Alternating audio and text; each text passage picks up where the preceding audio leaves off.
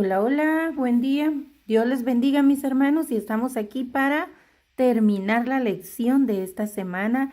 Lección 14. Vimos el temperamento del ser humano sin Dios y con Dios. Entonces vimos en el primer tema el temperamento desde la perspectiva de los psicólogos y de los científicos, desde la perspectiva humana. Pero en las teorías del conocimiento del mundo social, científico, pero ahora vamos a verlo desde la perspectiva espiritual. Y ayer vimos una parte, ayer vimos el tema, o antier, o cuando hayan visto la clase ustedes, el temperamento humano en las manos de Dios. Ese fue el segundo tema. Pues este tercero y último tema se llama, ya en una manera más personal, se llama mi temperamento personal en santidad, es decir, al servicio de Dios. Viviendo en santidad podemos servir a Dios. Hay quienes intentan servir a Dios sin vivir en santidad, entonces esa obra es vana porque Dios no la recibe. Tenemos que tener muy en cuenta esto también, que cuando servimos a Dios en la carne, Él no lo recibe. Simplemente es una actividad vana que hacemos solamente para nuestra vanagloria o para aplacar nuestros, ¿cómo se dice?, remordimientos. Pero cuando nosotros servimos al Señor, guiados por el Espíritu Santo, eso es lo que el Señor recibe. Esa es la obra que Él recibe. Y vamos a ver ahora entonces nuestro temperamento en las manos de Dios, pero para su servicio, es decir, conforme a su voluntad. Y vamos a empezar aquí en nuestro libro leyéndoles lo que dice el escritor, y dice: al igual que sucedió con Pablo, nosotros podemos confiar en el gran poder de Dios desde el principio hasta el final de nuestra vida. ¿De cuál principio? Del día aquel en que le recibimos como nuestro Salvador personal. Debemos creerle a Él, quien como nuestro Creador puede y desea verdaderamente obrar en nuestro cambio de temperamento. Muchas personas pueden tener la opinión de que este asunto está determinado por la genética, como ya lo vimos en el tema anterior, en los temas anteriores, y que por tanto es permanente, que el carácter así va a ser porque así era la abuela, la tía, el papá, qué sé yo.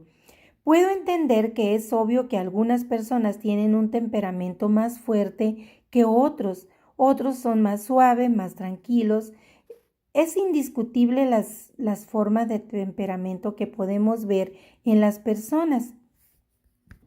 Algunas tienen una tendencia natural, otras tienen una tendencia adoptada, dependiendo del ambiente en que se desarrollan y las personas con las que viven. Cuando no conoces a Dios, trata de imitar modelos sociales, ya sea de un amigo, ya sea de un compañero de trabajo o de escuela. Esto es parecido al color de los ojos y a cierta predisposición del cuerpo o alguna enfermedad cuando nos referimos a que el carácter es por consanguinidad, es decir, que es herencia genética. Por ejemplo, algunos problemas del corazón o niveles altos de azúcar en la sangre o el cáncer lo heredamos por los genes y la información genética que viene en el ADN, el mismo que guía el nacimiento y crecimiento de las células del cuerpo. Sin embargo, nuestro temperamento y carácter es diferente. Nuestras experiencias y decisiones personales también pueden tener un efecto en la genética. Por ejemplo, si conozco que tengo una predisposición a la diabetes, mi temperamento, es decir, mi conducta va a luchar para que eso no afecte mi salud. ¿Cómo va a luchar? Cuidando la dieta, cuidando todo lo que debo de hacer, ejercitarme, comer bien, estar en paz. Es decir, yo voy a controlar todo lo que puede afectar lo que la genética ya predispuso en mis células, es decir, en mi cuerpo, para causarme alguna enfermedad. Esa es la lucha en cuestión de la genética. Debo luchar con esto porque soy un ser humano y la enfermedad es parte de mi existencia terrenal. con Dios o sin Dios. Ojo, bien importante eso, porque a veces creemos que porque somos creyentes no nos podemos enfermar. A cualquiera le puede llegar una enfermedad. La diferencia está en cómo va a enfrentar esa enfermedad y ahí es donde entra el carácter. La genética es esa información que ya viene en nuestras genes, en nuestro ADN, pero nosotros en nuestro actuar podemos hacer la diferencia. De igual manera, yo creo que Dios puede tomar control no solo de las enfermedades que pueden atacar mi cuerpo, sino que Él decide en su voluntad, porque aún la genética está bajo el control y el poder de Dios. Así que Él decide en su voluntad qué me puede afectar y qué no me puede afectar. Y aunque afecte mi cuerpo, puede quedar intacta mi parte espiritual. Es decir, que yo puedo esperar siempre en fe, haciendo la voluntad de Dios diariamente, guiado por su Santo Espíritu y su palabra. Yo puedo esperar del Señor por fe que aún en la enfermedad mi vida espiritual se mantenga intacta. O sea que no importa las enfermedades, si nuestra genética está predispuesta a enfermedades como la diabetes, el cáncer, la alta presión, todas esas enfermedades que vienen heredadas genéticamente, pero lo que no puede afectar es nuestro carácter, porque nuestro carácter en las manos de Dios es transformado y aunque la carne sea afectada por las enfermedades, pues nuestro carácter se debe de mantener, así como Pablo dijo: he peleado la buena batalla, he corrido la carrera, pero he guardado la fe. Es decir, su vida espiritual se mantuvo intacta en la cárcel, en las enfermedades, en los azotes que le daban. Su cuerpo fue maltratado, pero su vida espiritual estaba intacta, porque eso es lo que Pablo le iba a entregar al Señor, y eso es lo que nos está diciendo a nosotros. Eso es lo que nosotros le vamos a entregar al Señor. Si nuestro cuerpo no importa que se enferme, porque el Señor nos dará un cuerpo glorificado, totalmente renovado. Lo que tenemos que cuidar es nuestra vida espiritual, y dependiendo de nuestra vida espiritual va a ser nuestro carácter. Nuestro temperamento va a ser moldeado con el Santo Espíritu de Dios y su palabra. Dice Lucas 1:37, dice que para Dios no hay nada imposible. Entonces, mi parte que a mí me toca hacer es esperar siempre en fe y hacer su voluntad diariamente, porque nada es imposible para Dios y Él puede transformar mi carácter, mi actitud, mi temperamento. Debemos entonces confiar en que Dios desea usarnos para la gloria y la honra de su santo nombre. Él mismo creó a sus hijos con un temperamento diferente unos de otros para alcanzar a personas diferentes.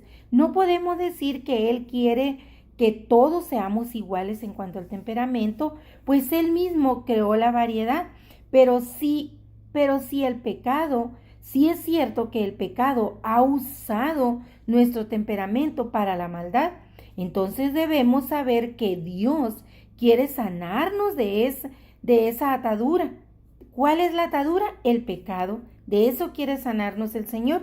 Él desea que nuestro temperamento sea útil para su ministerio en la tierra, así como ese temperamento fuerte de Pablo, de Pedro. Dios lo utilizó, lo moldeó a su semejanza y lo utilizó así fuerte, impetuoso, lo utilizó para llevar el evangelio a toda la tierra a toda la sociedad de la tierra en ese tiempo y en ese ámbito en que ellos se desenvolvieron. Ahora para nosotros es lo mismo. Dios va a utilizar nuestro temperamento, pero en sus manos, para alcanzar a más personas. Si su temperamento, mi hermano, es ser alegre, bonachón, platicador, Dios lo va a utilizar para alcanzar a esas personas afines a usted. Si su temperamento es serio, más recatado, lo va a utilizar para alcanzar a aquellas personas como usted, tranquilas, serias. Si su temperamento es, no sé, más ecuánime, no sé, más científico su lenguaje, pues lo va a utilizar para esas personas intelectuales, alcanzarlas.